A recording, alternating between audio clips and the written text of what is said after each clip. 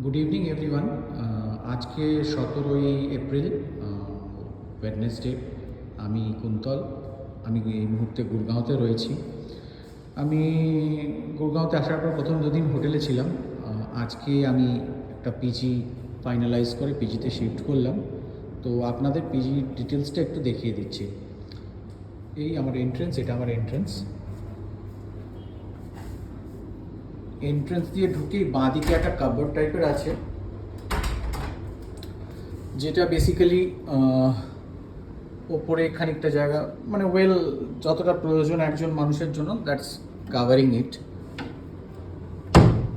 এটা ছাড়া এই হচ্ছে টুইন শেয়ারিংয়ে পিজি।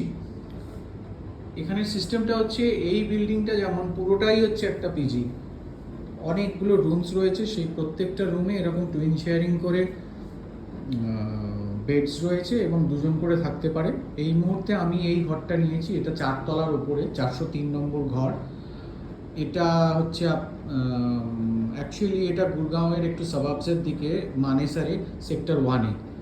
তো এটা এই মোটামুটি একটা টিভি দিয়েছে, আর এখানে একটা বড় মিরর রয়েছে, একটা রাউন্ড টেবিল দিয়েছে, চেয়ার দিয়েছে দুটো, এসি রয়েছে, আর ওয়াশরুম আছে। ওয়াশরুমটা মোটামুটি ঠিকই আছে আমি যা দেখলাম।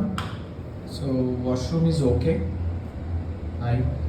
তো কমোড আছে, ওয়াটার গিজার সবই রয়েছে। It will cover for both during the summer as well as for the winter season. এছাড়া এখান দিয়ে বেরিয়ে বারান্দা রয়েছে। বারান্দায় একটা ভালো ভিউ আপনারা দেখতে পাচ্ছেন। এই বারান্দা, this is more or less the view চারিদিকে বারান্দা থেকে। এটা ছাড়াও এই বিল্ডিংয়ের একটা খুব দারুণ বিউটি আছে, সেটা হচ্ছে উপরের টেরেসটা।